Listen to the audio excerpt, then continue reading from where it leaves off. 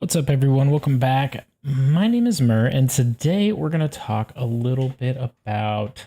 oops, wrong one. Kazuha. So, where I'm at in this game right now is that I have pretty much all of the Animo 5-star units in the game, and I was thinking about whether or not I wanted to get Kazuha when I saw him, and I've watched quite a few videos on whether or not, he's worth it, and I've found some pretty good content that he's pretty great support character, and I finally decided to just pull the trigger, and the reason being is just how quick, versatile, and how much of a support unit he is. What's up, Tiger?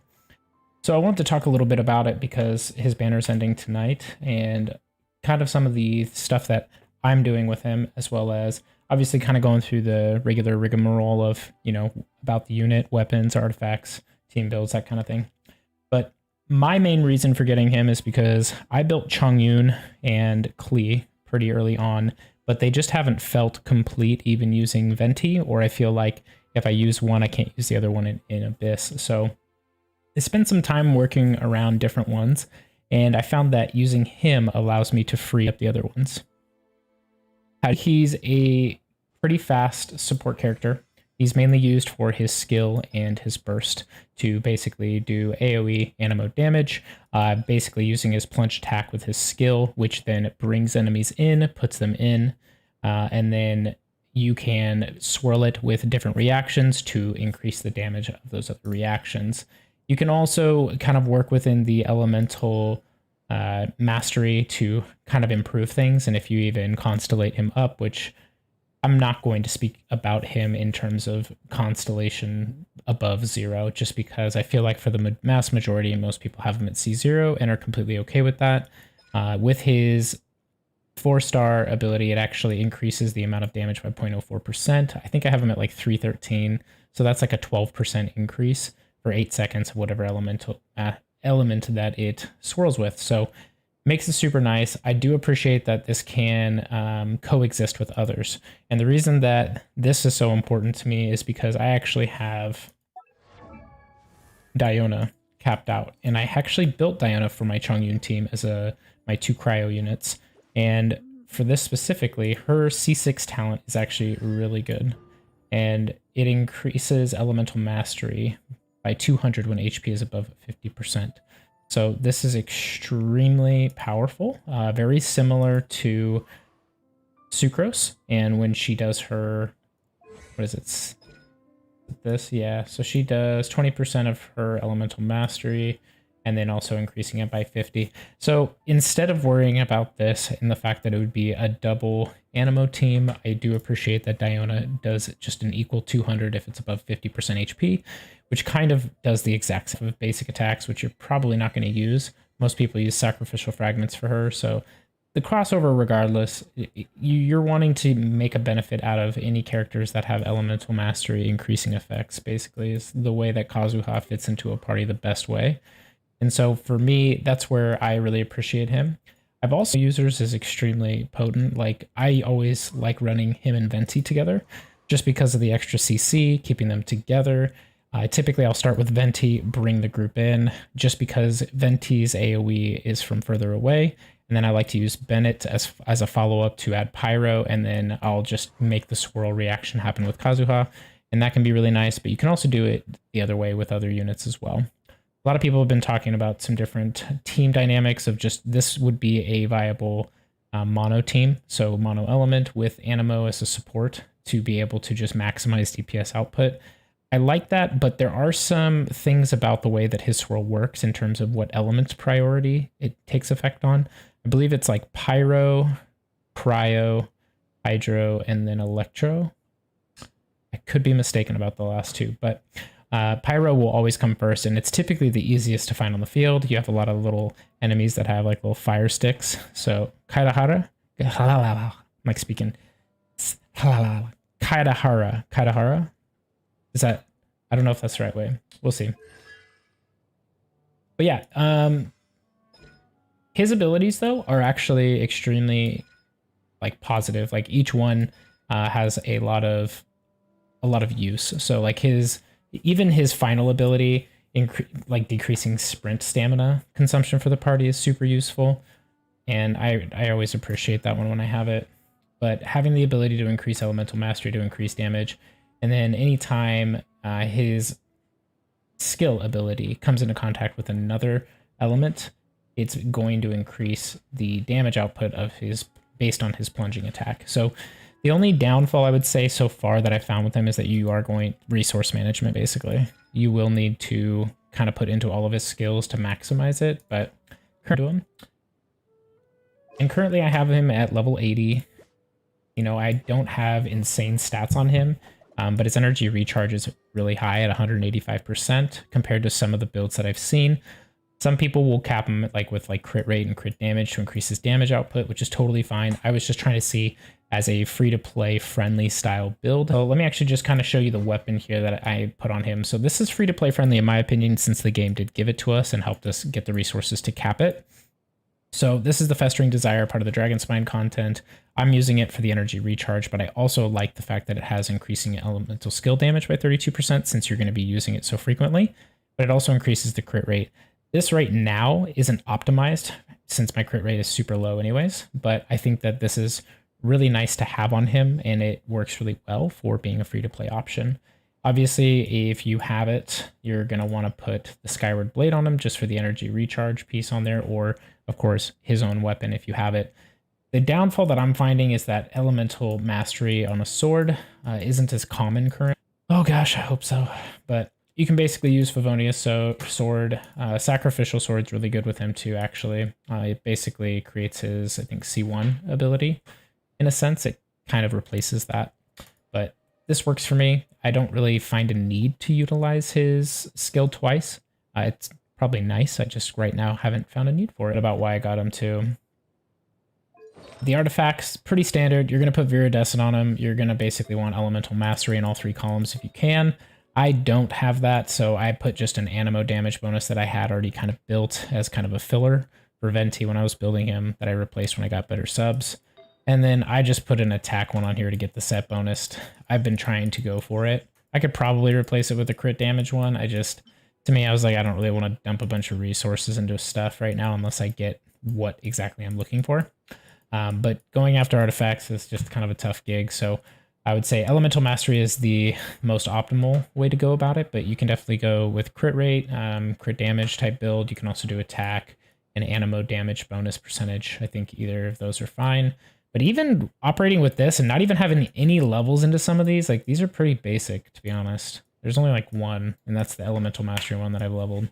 So I would just say that he's running really well for not really having himself built. And so my main team right now with him is going to be this setup right here: Chongyun, Bennett, Kazuha, and Venti. I think that starting with Venti again, pulling him in, and then using Bennett, bringing him in with Pyro, and then Kazuha makes the swirl reaction, increases Elemental Mastery, bringing in Chongyun, kind of does the, the melt strat, and then allows you to be able to come in home with his burst ability since it's pretty easy to get. I have C6 Chongyun capped out. He's my second main carry that I built just because nobody else liked him. I decided I wanted to build him. But yeah, it works really well. I've been able to do quite a bit of damage output. I think every one of his spikes with this setup is like 21k. So I think he does like over 100,000 by the end of it. And then I think he has 120,000 if you wait till the end of his skill ability with that. But the nice thing about Chongyun in this type of build is it actually reduces anybody who uses their skill or burst. It reduces their cooldown reduction by 15% of all of their skills. So the really nice thing is that you can go through, you can put down Chongyun's ability, go through everybody, and basically what's going to happen is they're going to all have like 3-second cooldowns, 4-second cooldowns, because if you use press with all three of these, they're all extremely quick. So the nice thing about this is by the time you even get to Chongyun to put it down, you could go back through everybody and just start cycling through all of them. And all of their stuff is going to be back up very quickly. So that's the reason why I like this one, use Qiqi. So this is another build. So I've got Klee and Qiqi together because I've always wanted to make a build with them. So this was kind of the primary setup. And then I was like, I had Venti there for a long time and it worked. The only frustrating part about it, it just didn't feel like I could get my bombs to hit, because when Venti collects everybody, they pop up in the air. And sometimes when the bombs would explode, they would explode outwards. So what I like about Kazuha is he keeps them low to the ground, and it seems to just work a lot cleaner. And so that's the reason why I've been doing that. Now, Kazuha, so let's actually go ahead and test some of these out, because I feel like I've been talking way too damn much. And some of the units later in the game that could change.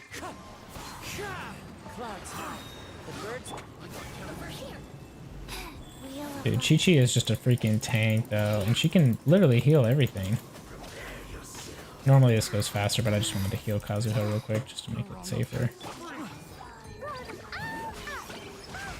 I do wish that I had Klee's ability where she can go off the field so I could rotate it faster, but I think that's just more... If she's like a main to the point where you do have her capped out, that can be very beneficial. The other nice thing about having Kazuha in this is the energy recharge that you're going to get with Animo and doing swirls. So the really big thing here is that Zhongli, her skill cooldown reduction for her burst actually is, I don't know, I never get it right in terms of how much energy recharge she's built with, even with a double pyro team.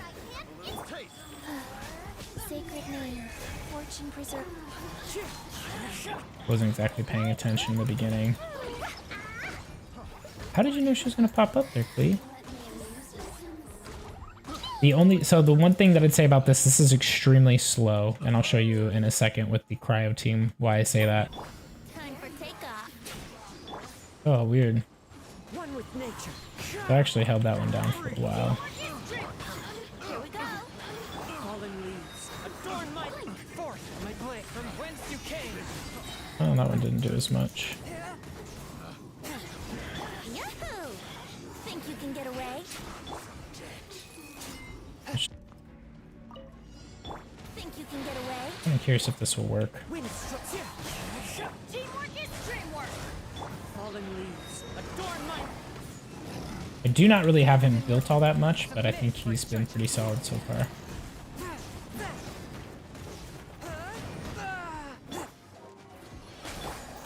I was like, do I have a healer? I'm like, oh yeah, I have Bennett. Brace yourself. Time for takeoff. As one with wind and cloud. Everybody stand back. From whence you came. Ooh. This guy's got some defense on them. Dude, I am like very impressed with Chongyun in this team. Like, I never thought that I would see Chongyun putting out these numbers right now. So I'm extremely proud, because I thought he was going to be like my resource like loss, like my dump. But dude, oh god, it's so good. Like, he's doing work on freaking Razor right now.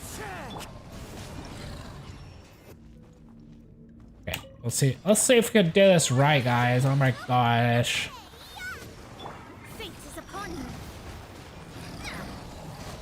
I just want big damage and you're not letting me have it. Didn't switch fast enough. I got too excited. Okay, we're gonna see how fast we can rotate through that.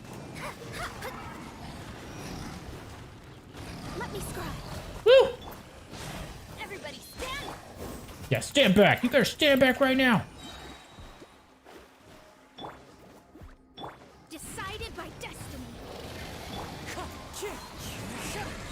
Did it work? I can't see. I couldn't even see the numbers. So it was like hard to even know if I did it right. Was it fast enough? Bro, you almost kill him.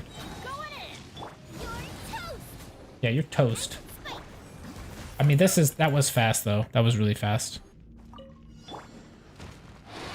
Stabilize. Everybody stand. Burst forth. Fallen leaves. Adorn my night.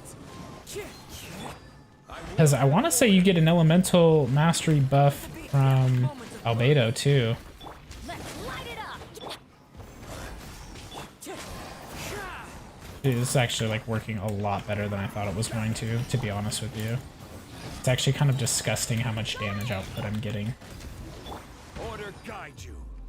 And I'm actually getting a lot more energy recharge out of these, so Into the wind. I didn't... Dude, this is going way better than I thought it was going to. I've been using Razor like a dipshit. What is happening? What is happening? That was a cheat code. Kazuha, the cheat code. Come on, Zhongli, you got this, girl. Hadouken! Hadouken! Hadouken! Oh god! Oh god, no! Oh god, no! Stop it! Water! Oh, water!